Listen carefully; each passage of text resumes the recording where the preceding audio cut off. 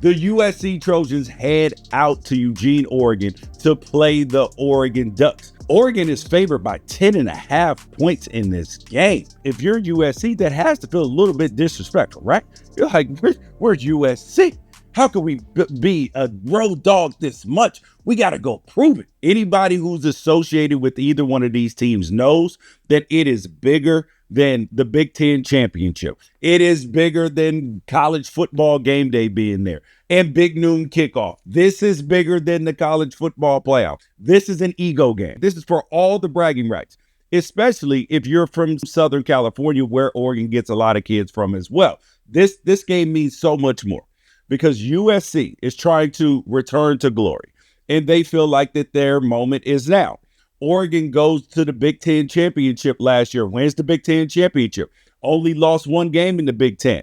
And these coaches are really on the same track and timeline because they got hired in the exact same season. Based upon Lincoln Riley's contract, USC fans have had to be patient and for the build of this. Now, Oregon with Dan Lanning, this build has happened a lot faster. It's included a Big Ten championship, a college football playoff berth, being number one in the nation, but it didn't result in a national championship. So USC fans are happy. They're like, oh, yes. Yeah. Don't let them have too much success. But let's look at these programs in general. USC's a blue blood. They are a historically great college football program. They have won so many Heisman trophies, national championships, and everything else. But truthfully, those are the old days. Now, Oregon has been the new pretty girl on the block since about 1998, when things really started to change and there started to be more investment into the program. That's why this game's so important to both fan bases, particularly to USC, is because they are trying to reclaim past glory.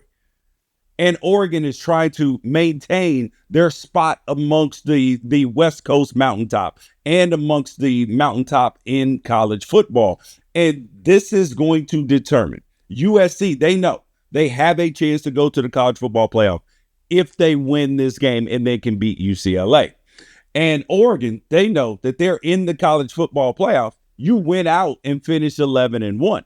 So both of these teams know what is at stake. Since 1998, when Oregon decided to make new investment into the program and really build a college football power, the records are 12 wins for Oregon, 6 wins for USC.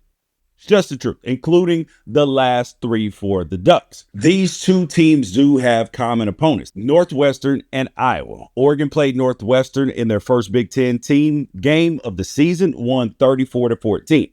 USC played Northwestern a couple weeks ago on a Friday night, 38-17.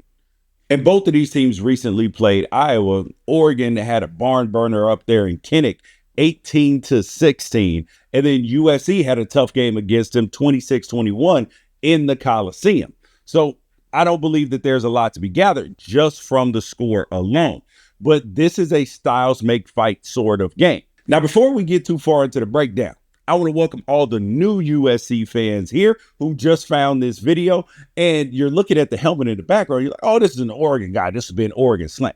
No, I am college football's honesty broker, so I'm going to give it to you. And I know USC fans, some of them are a little bit upset with me because I called that fake punt against Northwestern Bush League, and I still stand by that. But I'm still going to give you the truth about things in this football game and how I believe that things will shake out, and be honest about the hard things, the good things, the bad things about both teams. And I'm glad you guys are here. Dan Lanning is a guy who came from the SEC, Oregon's head coach.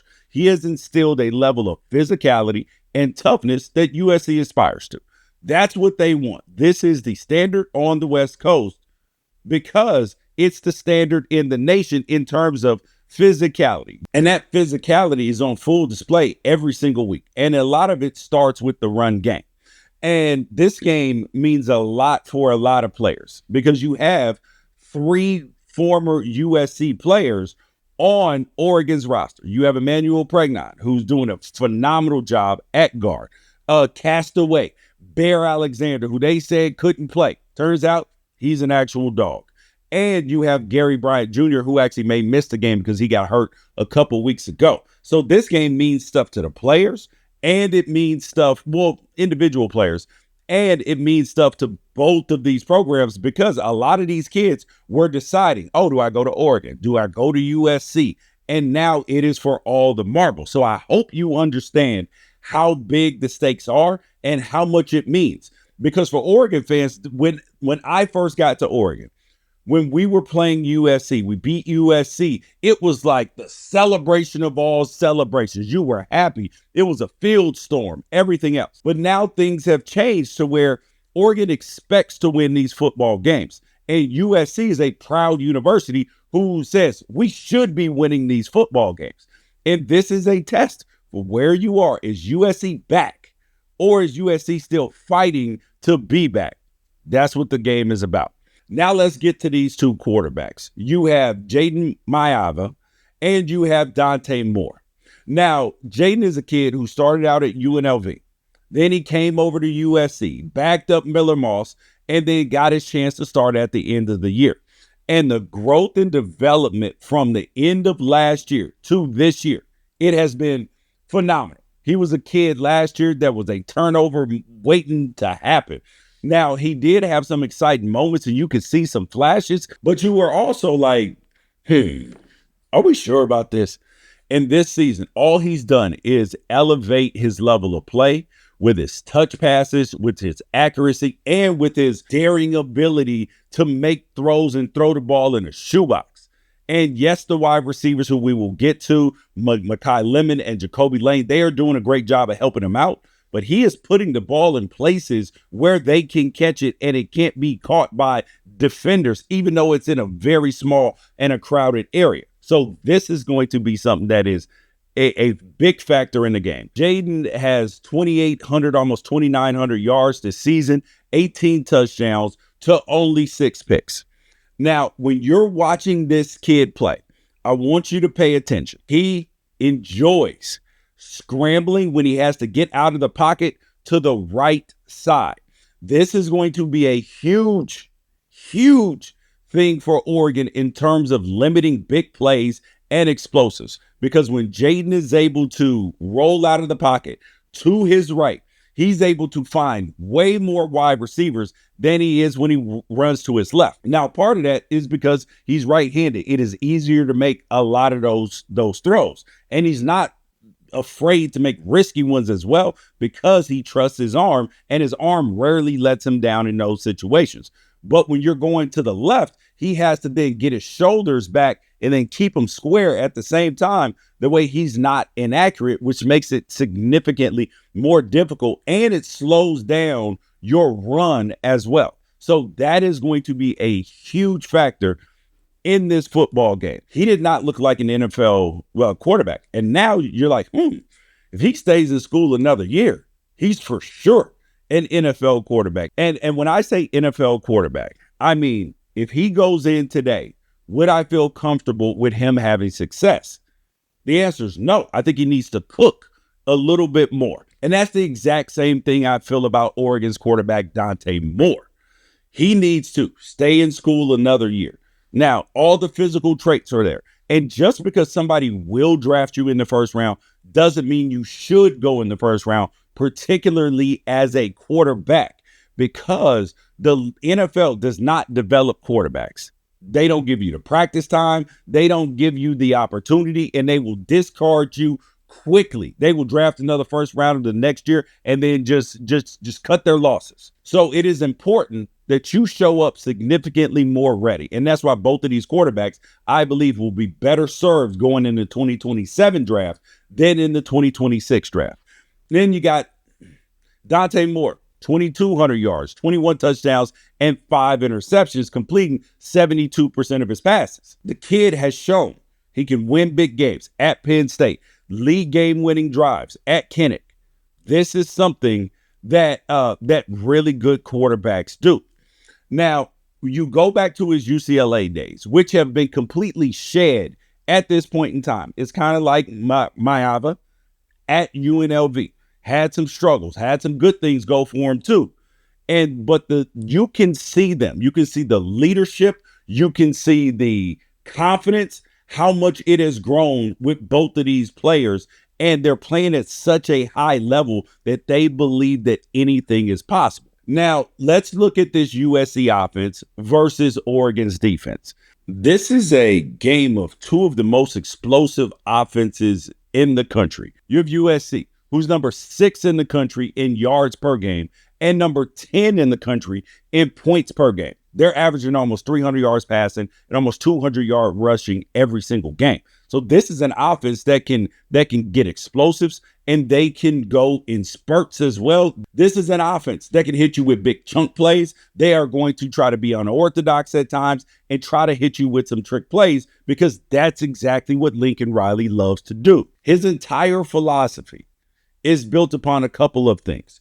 Number one, he's gotten back to the old school. We are going to run the football and run it at a high level, and we're not going to abandon the run. When USC is able to run the ball at a high level, this offense is damn near unstoppable, because they threaten you in so many ways. They threaten you with the run game, and then hit a little slip screen outside to Makai Lemon, who is very difficult to tackle. Or you get him pull the ball, and Maiava is out the back door. So, and then their screen game is highly important to what they do. And then they'll come around with a trick play, double pass, reverse back to the quarterback, throw it downfield. You have to be alert for everything at all times. A lot of USC staying on schedule is the fact that they are converting 52% on third down, whether it's King Miller, whether it's the quarterback running, anything. This is an offense that can beat you in a lot of different ways. Now, they are going against one of the top defenses in college football. This is a top 6 scoring defense in all of college football, only allowing 13.7 points per game. So the question is, something has to give. And Oregon also has the number 1 pass defense in the entire country. The games that USC has lost, and whether it's this year or previous years, number one, Lincoln Riley has some trouble on the road. And the other part is they've struggled to run the football. So the question is, can Oregon disrupt this run game enough, and then without compromising the number 1 pass defense in the country? This number 1 pass defense in the country features one of the best corners in the country in Brandon Finney, who is a true freshman. So is he going to be alone with Jacoby Lane? Or is he going to be alone with Makai Lemon? And then you factor in the rest of the secondary. Who will be the starting other corner? Because that has rotated throughout the season. You have the safeties, candidate, Thieneman and Flowers. This group has been very, very good. Now, there are a few keys to winning this football game for the Oregon defense. Number one, you have to get pressure on the quarterback, because when there is pressure, he will let the ball go. And your secondary, which is very good and sticky to wide receivers, will have some opportunities to get some interceptions. That is the absolute truth. But Oregon's sack numbers are actually down this year because teams have been game planning for Mateo U, Tatum Tuioti, and company, because they understand that if you get in third down and long and drop back pass, your tackles are going to have problems, including the interior with Bear Alexander, Amari Washington, and the rest of the crew. It is going to be extremely difficult. So teams have gone with quick game, 3-step drops, and gadget plays to keep the pass rush at bay. And USC on some level is going to have to do the exact same thing. Now, here is where USC can get an advantage. Oregon is one of the best teams in keeping teams between the 25s. Very few red zone attempts for their opponents. However, if you get into the red zone, you are almost assuredly going to score a touchdown based upon the way the season has gone so far. So for USC, you got to get in between the 25s and then execute in between the 25s as well. Now, we know that you can throw out the records in this game, throw out all the stats, throw out everything else, because this is going to be man versus man. This is, at the end of the day, college football, and football itself is about, at some point in time, ain't no tricky. You got to line up and run through somebody's face. So is USC's offensive line going to be able to have success against a very stout and very tough Oregon defensive line?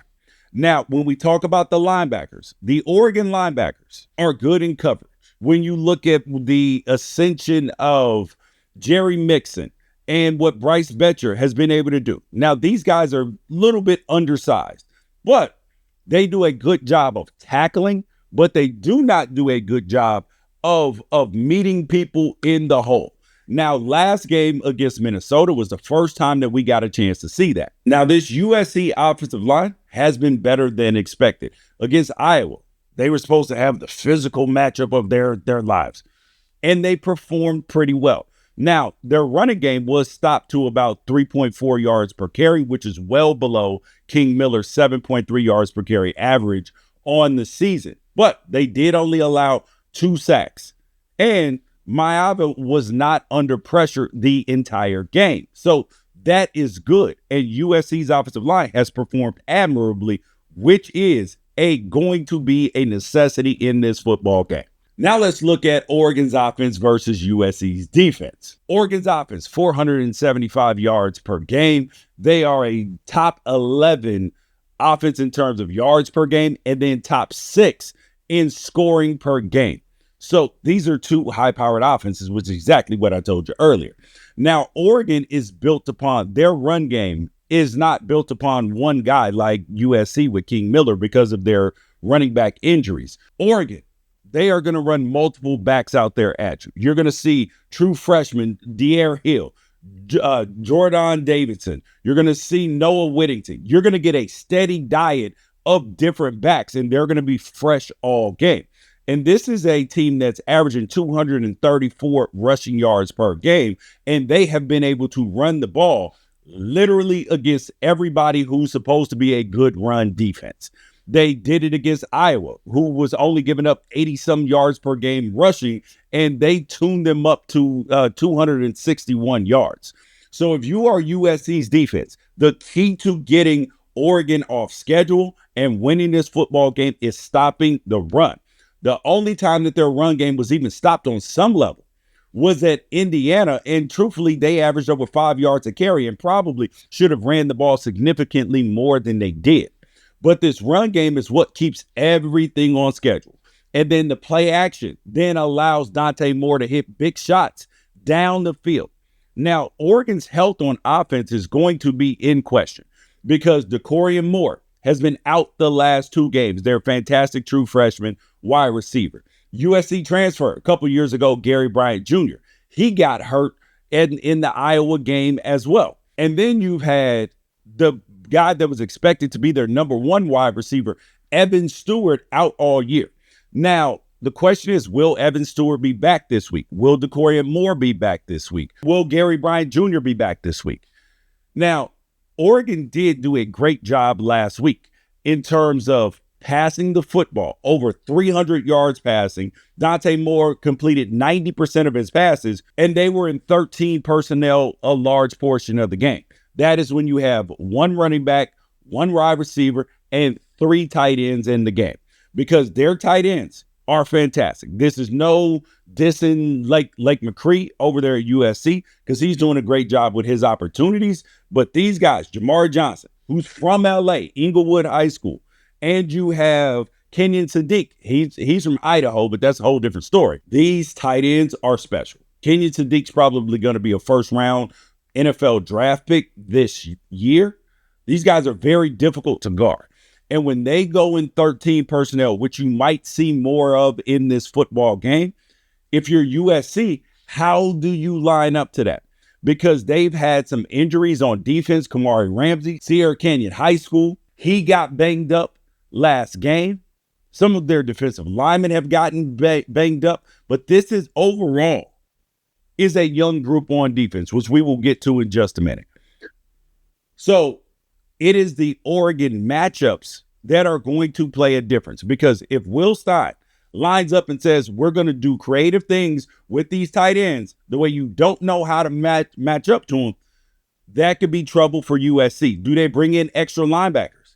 How does Eric Gentry, who is a big, tall, lanky athlete, how does he factor into this defense as well? This Oregon offensive line of World, Harkey, Poncho, Pregnon, and Iuli, they're going to have a huge test, though, because Jakeem Stewart, Tompkins, these guys are going to be on a mission to prove that they are physical, that they are tough. Urlacher, Stevens, Pierce are going to have to come up and tackle and be very, very physical as well. So this is going to be a huge test. Now, USC does have one of the best safeties in the entire nation in Bishop Fitzgerald. He's got 5 interceptions already, and this dude is he's a thief. He is a thief when the balls get in the air. This is a defense that's given up 344 yards per game, which is middle of the road in FBS. But this offense gives them opportunities because their defense just needs a few stops, because their offense scores so many points that they have not been put to the test except for in the games that they lost, like the Illinois game, where Illinois was scoring points. And so when the offense gets stopped on drives, it only magnifies that the defense needs to get more stops. So this, I believe, is what the game is going to come down to. It is going to come down to both of these defenses. Can USC's defense, can they get stops? And can Oregon's defense contain Jacoby Lane and Makai Lemon and force Maiava to roll to his left, to escape the pocket to his left instead of to his right? This is going to determine the game. And now you might wonder, why is this a 10.5 point spread or 9.5 point spread? Because it grew, then it shrunk, then it grew back again. The reason why is because of the level of physicality, and there are questions about USC. Let's get to the X factors of this game. For USC's offense, the X factor is finish, don't flirt. Finish drives, get into the end zone, do not settle for field goals. And if you are USC's defense, it is stop the run. Stop the run and don't get hit over the top with explosives. Both of those things, and you will have a chance to win this football game. Now, Oregon's offense is simple. Run the football, catch the football. It is when there is a play to be made, don't miss it. And then on Oregon's defense, it is do not fall for any trick plays, and it is stop the running game and keep the quarterback in the pocket. That's how you win the football game. My prediction in this game is that this game will go a lot like the Notre Dame game. Notre Dame won by 10 points in that game. Oregon's favorite right now, depending on which books that you look at, up to 10.5 points in this game. And 10.5, that little hook feels like a bit much. I think the victory comes in between 7 and 10 points. And I think it plays out a lot the same way because Notre Dame was able to hold USC to well under 100 yards rushing, only 68 yards, I believe, on 23 carries. And Notre Dame ran for over 300 yards, including over 220 by Jeremiah Love. And if those two things, if those numbers are pretty similar, Oregon's going to win this football game. Now, Jaden Maiava did throw for over 300 yards that game, but he threw 2 touchdowns and he threw 2 interceptions as well. So the question is USC, are they going to be able to take this run game on the road and defense and stopping the run on the road? That's where we are. Y'all hop in these comments and leave your prediction and leave your score down there. I appreciate your time, appreciate your energy. Thank you guys for watching and being one of us.